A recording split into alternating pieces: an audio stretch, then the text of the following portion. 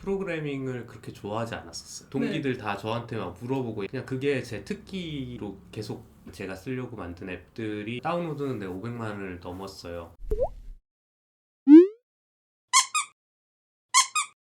안녕하세요. 오늘은 위스라는 스타트업의 CPO이시자 공동 창업자이신 김도현 CPO님 모셨습니다. 지금 이 스타트업 하신 것뿐만 아니고 이전에 해오셨던 일들이 굉장히 많다고 들었거든요. 이렇게 살아오는 방식도 있구나. 이거를 들려드리고 싶어서 이렇게 모셔봤고요. 지금 하시는 일 쭉 해오신 거잖아요. 단계들이 있을 건데 가장 최초의 단계부터 얘기해 주실 수 있어요? 저는 이제 대학교 졸업을 하면서 커리어를 창업으로 시작을 했는데요. 사실 창업을 하고 싶다 이렇게 해서 창업을 하게 된 게 아니고 제가 어릴 때부터 프로그래밍이란 걸 하다 보니까 자연스럽게 스스로 프로덕트를 만드는 사람들을 많이 봐왔고 그냥 도서관에서 이제 재미로 만든 앱들이 제가 쓰려고 만든 앱들이 구글 플레이 스토어에 마켓에 올렸는데 트래픽이 엄청 갑자기 막 엄청 나오더라고요. 그래서 그걸 좀 더 이제 발전을 시키게 됐고 진짜로 예상보다 사람들이 진짜 수십만 명 뭐 이렇게 들어와서 그래서 창업을 하게 됐어요. 대학생 때 만드신 네, 대학교 3학년 2학기 마치고 제가 만든 게 대학생들이 많이 쓰는 시간표 앱인데요. 네. 제가 좀 시간표 그리는 걸 되게 좋아해서 계획적인 분이셨나 보다. 그거랑 좀 달라요.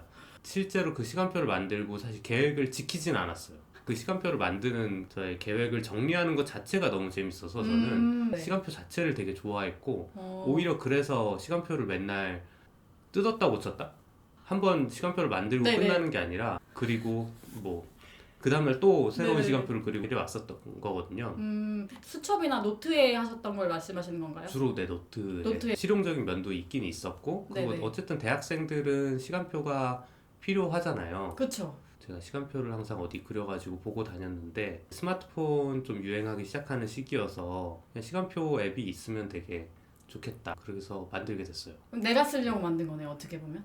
네, 정확히 제가 쓰려고 만들었어요. 저는 사실 어릴 때 이제 중학교 때 이때부터 프로그래밍을 계속 해왔는데요. 고등학교 때도 많이 하고 네네. 했는데 저는 오히려 프로그래밍이 저의 사회성을 좀 많이 떨어뜨렸다는 생각을 하고 있어서 대학교는 절대 컴퓨터공학을 전공하지 않겠다. 근데 어쨌든 저는 네. 이과긴 해서 공대 지망을 했고 컴퓨터랑 좀 제일 멀어 보이는 산업공학이라는 거를 네, 전공했습니다. 산업공학은 좀 더 사회성이 있나요? 제일 공대 중에서는 아마 문과 느낌이 좀 나는 과거든요.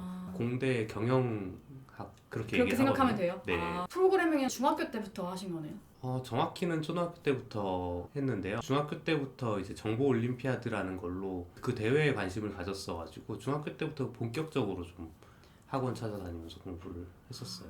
시작을 했을 때는 그냥 재미가 있으셔서 시작을 하셨던 건가요? 프로그래밍이 재미있었다기보다는 학교가 재미없었던 게 커요. 학교 공부보다 그냥 재미가 있어 보였고 프로그래머들이 가진 문화나 이런 게 해커나 뭐 이런 네네. 네, 그런 문화도 있고 문화 자체가 훨씬 재밌어 보여서 근데 이제 정보 올림피아드라는 걸 하면 그걸로 대학교를 갈 수 있다 스카이나 이런 데도 갈 수 있다 하고 네네. 이제 어디서 봐서 그때 사실 그거에 꽂혔어요. 이걸로 그냥 대학교 가야겠다. 그러니까 사실 프로그래밍을 그렇게 좋아하지 않았었어요. 중고등학교 때. 프로그래밍이 좋아서 한 게 아니었기 네. 때문에 순수한 재미나 이런 거에 빠졌던 게 아니라 어떻게 보면 학교 생활의 어떤 카운터 반대로 도피처로. 네, 도피처로 좋아했던 거였기 때문에 프로그래밍 자체가 사실 힘들었죠. 열정이 사실 그렇게 많지 않았어요. 어느 정도까지는 계속 해보려고 노력을 했고 그 안에서 그냥 오히려 나만의 게임 자료실 이런 걸 운영해서 이제 사람들한테 그냥 오픈을 한다든지 사람들하고 그냥 커뮤니티에서 프로그래밍 얘기도 하고 뭐 게임 얘기도 하고 컴퓨터를 많이 하는 사람들의 커뮤니티에 더 재미를 많이 느꼈었고 거기가 어떻게 보면 나의 그냥 사회 준거집단이 되는 수 있겠네요.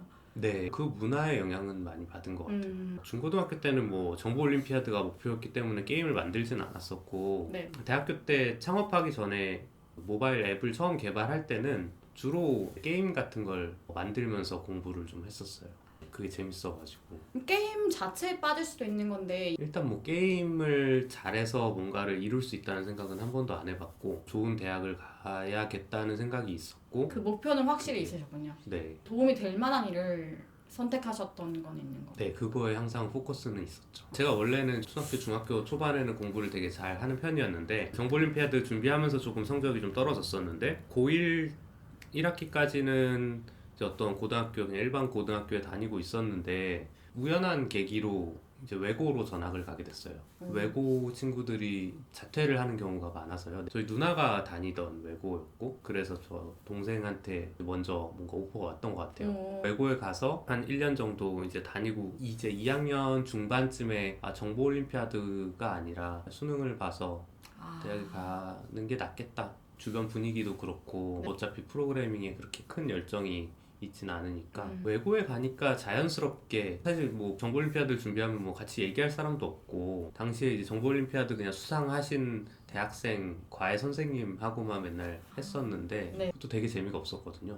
외고라는 데가 어쨌든 주말까지도 계속 거의 하루 종일 학교에서 공부를 하고 이러다 보니까 저도 그냥 자연스럽게 공부를 많이 하게 된 거죠. 중고 집단이 또 바뀐 거네요. 완전 바뀌었어요. 네. 적응을 생각보다 빨리 하시는 편이신 것 같아요. 아, 맞아요. 제가 사실 그렇게 적응을 잘 하게 된 이유도 있는데 제가 어릴 때부터 이사와 전학을 많이 다녀서 인간관계나 이런 소사이어티가 리셋이 많이 됐거든요. 어릴 때부터 전학을 다니다 보니까 사실 그런 오래된 친구에 대한 가치를 잘 모르는 상태로 성장을 했다고 느껴지고 오히려 지금은 그런 오래된 관계들의 가치를 두고 있어요. 그 가치를 알게 되면서. 외고에서 적응을 잘해서 그냥 원하는 대학교에는 들어갔어요. 사실 그러니까 들어갈 때까지도 제가 네. 컴퓨터랑 멀리 하고 싶었고 학교를 다니면서도 프로그래밍을 계속 할 생각은 없었는데 근데 산업공학이 공교롭게도 이것저것 다 하는 커리큘럼이다 보니까 1학년 때부터 계속 프로그래밍 수업이 하나씩 있어요. 근데 저는 프로그래밍을 어릴 때부터 하다 보니까 공부를 하나도 안 해도 A뿔이 나오는 이미 아는 거야. 이미 너무 오랫동안 네. 알았어. 동기들 다 저한테 막 물어보고 이런 상황이 되는 거예요. 근데 그게 1, 2학년 때뿐 아니라 뭐 3, 4학년 때도 계속 그 관련 과목들이 계속 있다 보니까 그냥 그게 제 특기로 계속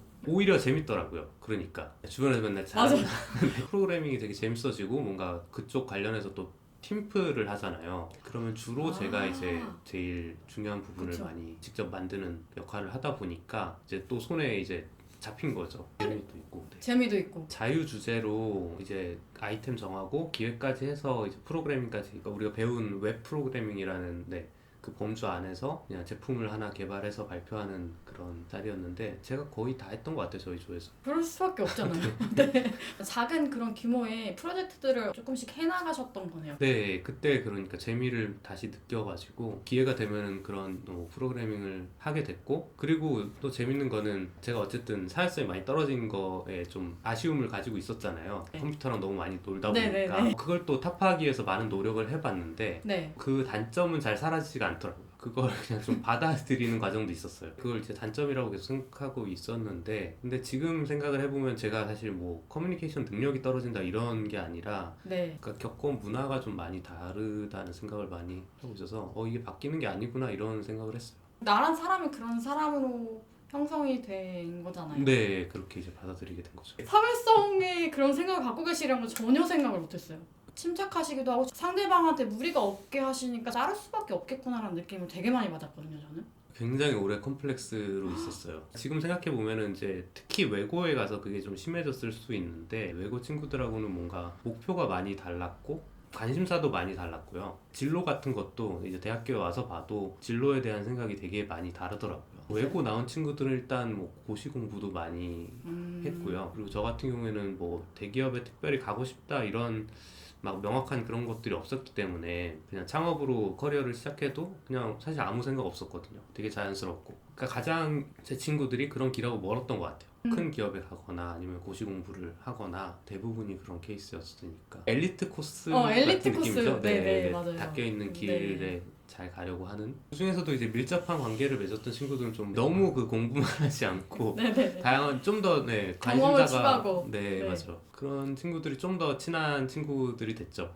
네. 외고에서는 약간 아웃사이더. 완전 아웃사이더였지 않았을까요? 아 근데 웃긴 게 그 네. 부반장을 하긴 했어요. 난리 나는 인사이더가 되어야만 사회성이 좋다고 생각하시는 거 아닐까요?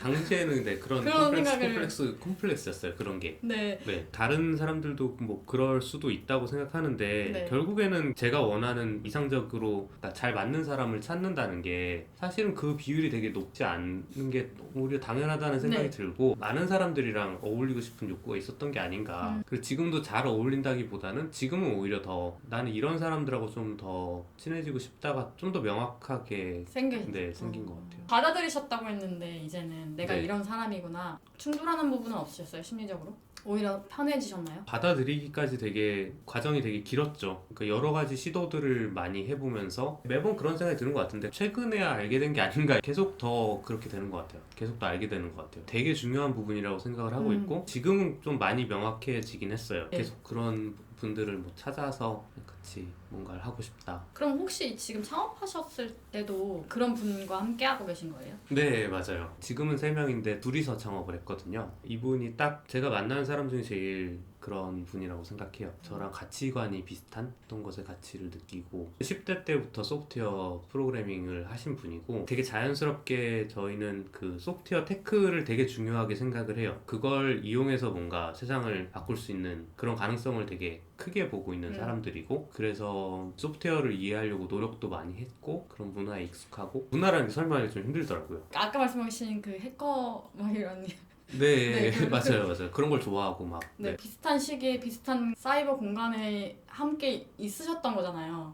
사실 저보다 10살 어립니다. 아 정말요? 네, 그래서 시기는 좀 다를 수 있어요. 네. 그렇지만 문화가 비슷한 것으로 거의 네. 비슷하다고 봅니다. 이 사람이 알고 있으니까 그걸 토대로 이 사람과 대화를 하고 있다는 느낌이 들잖아요. 그렇죠. 생각하는 프로세스가 비슷하다고 느끼면 되게 맞아요. 소통이 편해지잖아요. 그러면 맞아요. 네. 제가 그런 사람들이 아니면 뭐 이해할 수 없는 말들을 많이 하거든요. 할 수밖에 없지 않을까요? 네. 네네 그쵸. 네. 제가 찾는 어떤 제가 상상했던 그런 대상보다 더 잘 소통이 된다는 느낌? 그러니까 이제 네 창업을 같이 하게 됐겠죠. 네. 제안을 했을 때 아니면 네. 또는 그분이 먼저 제안을 서로 맞춰보자고 제안을 그냥 제가 먼저 한 것 같기도 한데 근데 그때는 이제 뭔가 창업을 같이 하자는 아니었고 그러니까 같이 뭔가 맞는지 알아보자. 저희가 사실 그러니까 네. 그 투자자 그 벤처 캐피탈에서 하는 프로그램 안에서 만났거든요. 팀원을 찾는 것도 그 프로그램 안에 포함이 돼 있었어요. 프로젝트를 해볼 수 있는 기회를 주는데 네. 근데 누구랑 같이 해볼지는 서로 제안을 하면서 정하는 건데 인큐베이터 시스템 같이 그렇게 딱 맞아요. 그렇게 네. 서로 그 누가 먼저 막 창업을 하자 이렇게 제안을 했다기보다는 진짜 몇 번 하다 보니까 둘 다 그렇게 마음을 먹고 있더라고요. 거기서 투자자들 대상으로 비즈니스 피칭을 했고 투자를 받으면서 법인을 설립했습니다. 그러면 일단 이거 살짝 접어두고 시간표를 만드셨다고 아까 말씀하셨을 때 네. 잘 되신 다음에는 공백 기간 제가 못 들은 기간을 들어볼 수 있을까요? 시간표 앱을 올리셨을 때는 네. 사업자는 아니셨던 거죠? 올릴 땐 사업자가 아니었지만 이제 네. 몇 달 후에 법인 설립을 해서 본격적으로 친구랑 그때 같이 했어요. 사람들을 끌어모으는 데는 성공을 했고요. 그러니까 최종적으로 뭐 수백만 명의 사람들을 모았고 다운로드는 내 500만을 넘었어요. 근데 제가 비즈니스에 대한 능력이 좀 부족했어서 되게 잘 그 사용자를 모으고 있는 과정에서도 돈을 충분히 벌지 못해서 폐업을 한번 했었고 그리고 이제 다른 회사에 들어가서 한 1년 반 정도 있다가 근데 그 와중에도 계속 사용자들이 되게 계속 있었어요. 시간표 앱에 사용자들이 수익을 꼭 바로 창출하진 않아도 됐었는데 사실 둘 중에 하나죠. 사용자는 워낙 많았으니까 제가 뭐 투자자를 잘 설득해서 장기적인 플랜을 만들던지 아니면 수익을 바로 만드는 거였는데 둘 다 잘 못했어요. 처음이니까. 네. 그래서 폐업을 하셨는데도 계속 사용자는 늘어나고 그러다 보니까 다시 네. 돌아와서 하게 되더라고요. 특히 창업을 하다가 가면은 제 맘대로 할 수 있는 게 많지도 않고 여러 가지 뭐 단점들을 느낄 때 돌아갈 곳이 그걸로 보이더라고요. 앱이 계속 보였고 그때 든 생각은 이걸 어떻게든 뭐 마무리를 해야 되겠구나. 이걸 뭐 계속 제대로 하던지 진짜 문을 닫아버리든지 그쵸. 어떤 식으로든 마무리를 해야 되겠다는 생각이 들었어요. 안 그러면 계속 이게 다른 일에 집중을 못하게 그쵸. 만드는 네. 맞아 남아있을 것 같아요. 네, 그래서 회사에서 나와서 예전에 같이 했던 디자이너 친구도 회사를 다니고 있었는데 설득을 해서 다시 들어오고 개발자 네. 친구도 채용을 한 명 해서 셋이서 다시 시작을 하게 됐는데요. 이게 거의 뭐 대부분의 유저가 대학생이고 그동안에 그들과 소통을 거의 하지 않았다 보니까 그리고 다시 대학생들하고 뭐 어울리지 생각하지도 못했던 것 같아요. 그래서 이 제품을 만드는 게 사용자들을 대상으로 뭔가 새로운 기능을 더 배출한다거나 그런 것들의 방향도 잘 안 보이고 열정도 안 생기고, 근데 그런 와중에 국내 이제 좀 큰 기업에서 인수 미팅 같은 게 들어왔어요. 파라라. 엑시트. 네. 근데 그 회사의 조건은 회사 자체를 인수를 해서 우리가 거기서 2년은 최소한 더 해야 된다고 하더라고요. 그 회사 소속으로 시간표 프로젝트를. 근데 저는 그 프로젝트를 2년 더 한다는 게 너무 싫었거든요. 별로 열정이 없이 하니까 되게 힘든 상태에서 하고 있었고, 그래서 몇 번 만났는데 우리는 제품만 팔고 싶다. 엑시트 하고 싶은데. 그랬더니 그분들이 다른 분을 소개를 시켜주셔서, 초기 스타트업이었는데 그분들도 어쨌든 투자금이 있었던 것 같아요. 그분한테 팔게 됐습니다. 제품만.